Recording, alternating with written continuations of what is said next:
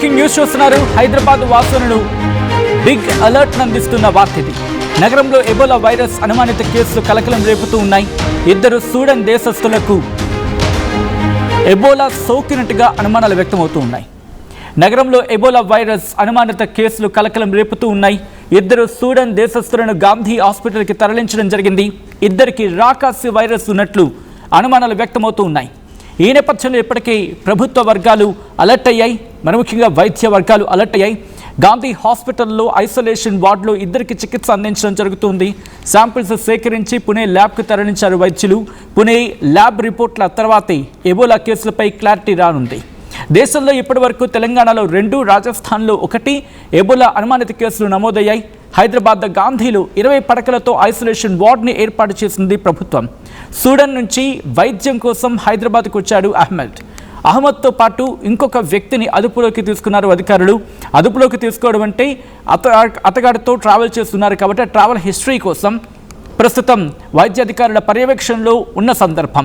పూర్తి స్థాయిలో పర్యవేక్షణ జరుగుతుంది. ఎబోలా సోకిన వ్యక్తులు ఎవరైనా ఉంటే వాళ్ళకి సంబంధించి లేకపోతే అనుమానిత కేసులు కావచ్చు వాటిని ప్రస్తుతం వాళ్ళని ట్రీట్మెంట్ కోసం గాంధీకి తరలించడం, ఆ తర్వాత ప్రత్యేకమైన చికిత్స అందించిన తర్వాత అప్పుడు తరలించే అవకాశం ఉంటుంది. అది ఇక్కడ భారత్లో విజృంభించకుండా తగిన ఏర్పాట్లు చేయడం జరుగుతుంది. ఎందుకంటే వాళ్ళ భౌతిక కాయాలకు సంబంధించి కావచ్చు, లేకపోతే వాళ్ళు వాడిన వస్తువులను కూడా ఎక్కడ ఉంచరు అంటే అర్థం చేసుకోవచ్చు. కాబట్టి ప్రస్తుతం మనకి ఇంటర్నేషనల్గా ఇక్కడికి ట్రీట్మెంట్ కోసం వస్తూ ఉంటారు. వివిధ దేశాల నుంచి వస్తూ ఉంటారు హైదరాబాద్కి. ఆఫ్రికన్ కంట్రీస్ ఎస్పెషల్లీ ఏ ప్రాంతాలైతే ఎబోలా కాస్త వ్యాప్తి ఎక్కువగా ఉందో ఆ ప్రభావిత ప్రాంతాల నుంచి ఇక్కడికి చేరుకుని వాళ్లకు ప్రత్యేకంగా వాళ్ళకి పరీక్ష నిర్వహించడం జరుగుతుంది. ఎవరికైనా అనుమానం అంటే ఎవరైనా కనుక అనుమానితులు ఉంటే వాళ్ళని వెంటనే అదుపులోకి తీసుకోవడం అంటే చికిత్స నిమిత్తం. ఇదే అంశానికి సంబంధించి ఆర్టీవీ గాంధీ హాస్పిటల్కి చేరుకుంది. ప్రభుత్వ వర్గాలతో మాట్లాడుకొచ్చింది, ప్రభుత్వ వైద్యాధికారులతో మాట్లాడింది. వాళ్ళు ఏమంటూ ఉన్నారు, ప్రస్తుతం ఎటువంటి పరిస్థితులు ఉన్నాయి, మా ప్రతినిధి పవన్ వాళ్ళతో ఎక్స్క్లూజివ్గా మాట్లాడారు. వాళ్ళు ఏమంటున్నారో చూద్దాం.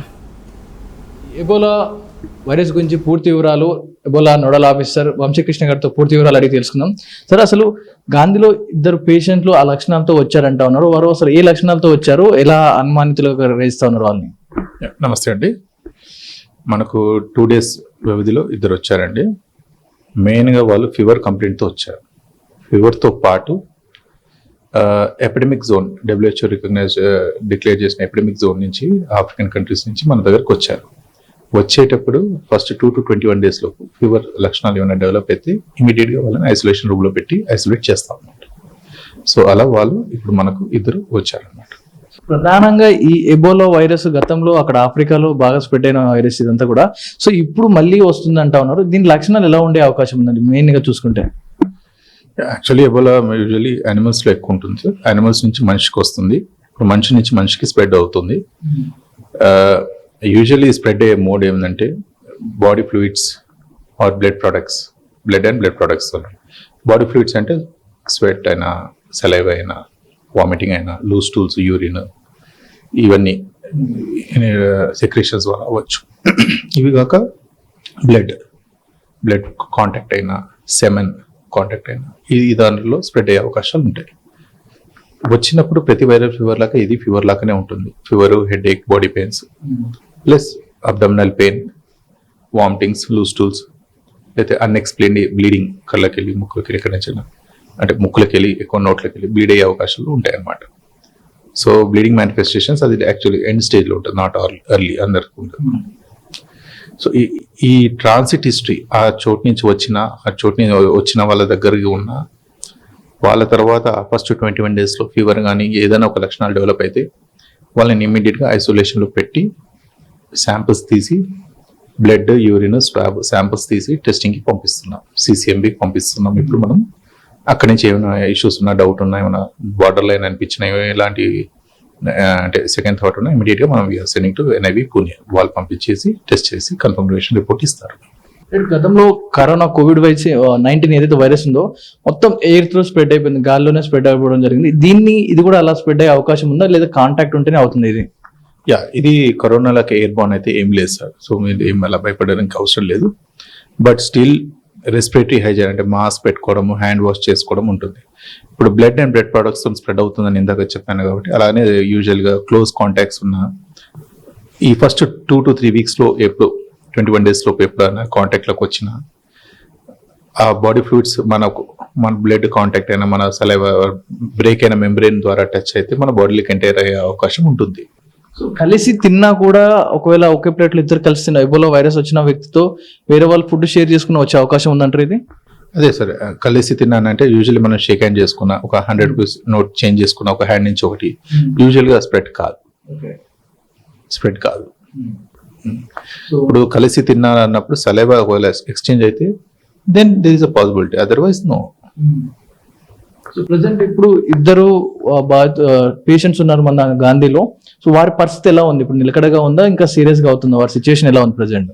ఇద్దరు వచ్చినప్పటి నుంచి అండి సార్, మనకు ఫీవర్స్ అనే కంప్లైంట్ కూడా సబ్సైడ్ అయిపోయింది. ఫస్ట్ పేషెంట్కి అయితే మనకు వచ్చినప్పటి నుంచి ఫీవర్ రికార్డ్ అవ్వలేదు, బాగానే ఉన్నాడు, he's stable. Second patient fever subside అయిపోయింది, హీస్ స్టేబుల్. ఇద్దరు బాగున్నారు. రిపోర్ట్ కోసం వెయిట్ చేస్తున్నాం అంతే. సో ఇప్పుడు రిపోర్ట్స్ వచ్చే క్రమంలో గతంలో COVID-19 వైరస్ ఏదైతే ఉందో మా మేజర్ పాండమిక్ చూపించింది. ఇప్పుడు ఇది కూడా అంత పాండమిక్ సిచ్యువేషన్ వచ్చే అవకాశం ఉంది ఎబోలా వైరస్ వల్ల? అంటే కరోనాతో కంపేర్ చేస్తే అంత పెద్ద పాండమిక్ అయితే వచ్చే అవకాశాలు చాలా తక్కువ. ఎందుకంటే స్ప్రెడ్ అయ్యడం అంత ఈజీగా, ఏ రోజులతోనైతే ఈజీగా స్ప్రెడ్ అవుతుంది. ఇది అంత కంపారిటివ్ గా అయ్యే అవకాశాలు అయితే ఉండదు అనుకుంటున్నాను. బట్ ఇన్ఫెక్ట్ అయిన వ్యక్తికి సివియారిటీ కొంచెం ఎక్కువ ఉంటుంది కోవిడ్ కన్నా. So it is better to be cautious and take necessary steps to avoid cross infection like personal hygiene, respiratory hygiene, జాగ్రత్తగా మాస్క్ పెట్టుకోవడం, ఎవరైనా తుమ్మేటప్పుడు సోషల్ హైజీన్ ఉంటుంది అంటే చేయడం పెట్టుకోవడము, అలా హ్యాండ్ వాష్ రిపీటెడ్గా హ్యాండ్ వాషెస్ చేసుకోవడము. అండ్ ఇవాళ లేకపోతే బ్లడ్ ప్రొడక్ట్స్ మనం ఒకరికి వాడింది ఎవరికి వాడడం కాబట్టి మాక్సిమం దాని నుంచి స్ప్రెడ్ అయ్యే అవకాశాలు తక్కువ ఉంటాయి. బేసికల్లీ జనరల్ పాపులేషన్ కన్నా హెల్త్ కేర్ వర్కర్స్కి కొంచెం రిస్క్ ఎక్కువ ఉంటుంది కంపేర్ టు. సో దాన్ని కూడా మన government of India and government of Telangana standard operating procedures release చేశారు, సూచనలు ఎలా చేయాలి, ఏం చేయాలి, ఇప్పుడు ఏమేమి వేసుకోవాలి, పీపీ గౌన్స్ వేసుకోవాలి, గ్లౌజ్ వేసుకోవాలి. సో ఆ ప్రికాషన్స్ ద్వారా అన్ని మనం ఫాలో అయ్యి we're avoiding maximum secondary prevention. So ఆ పేషెంట్స్ ఒకవేళ ఇప్పుడు హెల్త్ కనుక నిలకడగా ఉండి వాళ్ళ అబ్వియస్ గా క్యూర్ అవుతే వాళ్ళు డిశ్చార్జ్ చేసే అవకాశం ఉందా, లేకపోతే రిజల్ట్ బ్లడ్ శాంపిల్స్ లో ఎబోలా నెగిటివ్ వచ్చేంత వరకు ఇక్కడే ఉంచే అవకాశం ఉందంటారా? సో డెఫినెట్గా రిపోర్ట్ వచ్చేంత వరకు ఫస్ట్ 21 days వాళ్ళు ఇక్కడే ఉంటారు. రిపోర్ట్ వచ్చాక నెగిటివ్ వస్తే ఆ పేషెంట్ ఇంకేం కంప్లైంట్ లేకపోతే, ఎలాంటి ఇబ్బందులు లేవు అంటే అప్పుడైనా మళ్ళీ హోమ్ క్వారంటైన్ పంపిస్తాం 21 days. సో ఇప్పుడు ఎక్కువ కంప్లైంట్స్ అయితే ఇటు దక్షిణాఫ్రికా కావచ్చు ఇలాంటి దేశాల నుంచి వస్తా ఉన్నాయి. ఇంకా ఏ దేశాల్లో ఇవి ఇంకా స్ప్రెడ్ అయ్యే అవకాశం ఉన్నారు? ఎక్కడి నుంచి మనకి ఎక్కువ శాతం కేసులు వస్తా ఉన్నాయి మన దేశానికి? ఇప్పుడు గవర్నమెంట్ ఆఫ్ ఇండియా డిక్లేర్ చేసిన వరకు తగిన సుడాన్, కాంగో అండ్ ఈ ఇంకొక చిన్న కంట్రీస్ ఉన్నాయి, ఉగాండా అని. సో ఇలాంటి కంట్రీస్ నుంచి మనకి ఎక్కువ వచ్చే అవకాశాలు ఉన్నాయి రైట్ నౌ అయితే. ఇలాంటి మేజర్ గా ముందు ప్రికాషన్స్ తీసుకోవాలంటే ప్రజలకు ఏమని చెప్తారు? ఈ ఎబోలా నుంచి కావచ్చు, మిగతా వైరస్ నుంచి కావచ్చు, ప్రికాషన్స్ అంటే ఇప్పటి నుంచి స్టార్ట్ చేసి ఇలాంటివి తీసుకోవాలి? ఫస్ట్ ఎబోలా గురించి భయపడే కన్నా ముందు ఫస్ట్ అవేర్నెస్ తెచ్చుకోవాలి. అంటే ఎలా స్ప్రెడ్ అవుతుంది, మనం ఏ జాగ్రత్తలు తీసుకోవాలి. సో నేనైతే ఇప్పుడు పబ్లిక్లో ఎన్మాస్లో తుంపుల వల్ల లేకపోతే గాలి వల్ల సోకే అవకాశాలు అయితే కంపారిటివ్లీ తక్కువ ఉంది. సో జాగ్రత్తలు తీసుకుంటే రిపీటెడ్గా హ్యాండ్ వాషెస్, బయట ఎక్కడికైనా వెళ్ళొస్తాము, ఇంట్లోకి వెళ్ళొస్తాము, hand washes and respiratory hygiene, mask పెట్టుకొని దగ్గేటప్పుడు చేయడం పెట్టుకొని 10 మందిలో ఓపెన్గా దగ్గకుండా. తర్వాత బ్లడ్ ప్రొడక్ట్స్ అయితే ఆబ్వియస్గా జనరల్ పబ్లిక్ కన్నా hospital health care covers avoid చేస్తూ ఉంటాం. దూరం అంటే ప్రికాషన్స్ తీసుకొని టెస్టింగ్ ట్రీటింగ్ అవన్నీ చేయాలి. అండ్ సపోజ్ కాంటాక్ట్ హిస్టరీ, ఇప్పుడు మొన్న ఉన్నారు ఆ వ్యక్తి ఎక్కడికైనా ఆఫ్రికన్ కంట్రీస్కి వెళ్ళేసి వస్తే అతను 3 వారాలు దాటిందా లేదా, ఎందుకంటే అనుమానం వచ్చేది ఫస్ట్ ట్రాన్సిట్ హిస్టరీ. అతను ఎక్కడైనా వేరే కంట్రీకి వెళ్ళేసి వచ్చాడా, వస్తే అక్కడ ఆఫ్రికన్ కంట్రీస్ ద్వారా వచ్చాడా, ఉన్నాడా అనేది ఫస్ట్ తెలుసుకోవాలి. ఆ తర్వాత ఫస్ట్ 3 వారాల లక్షణాలు డెవలప్ అయితేనే మనం ఎబోలా గురించి ఆలోచిస్తాం. లేకపోతే it can be any normal viral infection. So అంత కంగారు పడే అవసరం అయితే లేదు. బట్ డెఫినెట్గా ట్రాన్సిట్ హిస్టరీ ఉంది, వెళ్ళేసి వచ్చాము, 3 వారాలు అవుతుంది, ఏమైనా లక్షణాలు డెవలప్ అవుతుందంటే డెఫినెట్గా డిక్లేర్ చేసి చూసుకోవాలి. విన్నారు కదా, ఇది COVID-19 అంత పాండమిక్ అయితే కాదు, ఇది గాల్లో అంత ఈజీగా స్ప్రెడ్ అవ్వదు. క్లోజ్ గా కాంటాక్ట్, మనం ఫుడ్ షేర్ చేసుకున్నప్పుడు కావచ్చు, మన సలైవా శాంపిల్స్ ఎక్స్చేంజ్ అయినప్పుడు, బ్లడ్ శాంపిల్స్ ఎక్స్చేంజ్ అయినప్పుడు, ఇలాంటి ఫిజికల్ కాంటాక్ట్ అయితేనే తప్ప ఈ వైరస్ స్ప్రెడ్ కాదంటే కూడా డాక్టర్లు చెప్తా ఉన్నారు. ప్రస్తుతానికైతే ఇద్దరు అనుమానితులు ఉన్నారు. ఇద్దరు పేషెంట్స్ అయితే వారిని ఐసోలేషన్ పెట్టడం జరిగింది. వారి రిపోర్ట్స్ వచ్చాక వారు నిజంగా ఎబోలా లక్షణాలతో వచ్చిన వారికి పాజిటివ్ ఆర్ నెగిటివ్ వచ్చిన తర్వాత ఏదైనా తదుపరి యాక్షన్ తీసుకుంటామని చెప్తున్నారు. ఇప్పటివరకైతే వాళ్ళకి పాజిటివ్ ఆర్ నెగిటివ్ ఏది కూడా ఇంకా నిర్ధారణ అవ్వలేదు. ఆ రిపోర్ట్స్ వస్తాయి కానీ తెలియదు ఇద్దరు కూడా ఎబోలా లక్షణాలతో వచ్చిన వారు పాజిటివ్ తో ఉన్నారా నెగిటివ్ తో ఉన్నారా అనేది త్వరలోనే తెలిసే అవకాశం ఉంది. ఇది ఇప్పటివరకు అప్డేట్స్. మీరు కూడా జాగ్రత్తగా ఉండండి.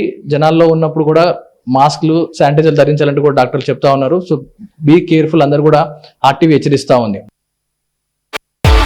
At KL Lake, you have the freedom to choose the subjects that fuel the engineering.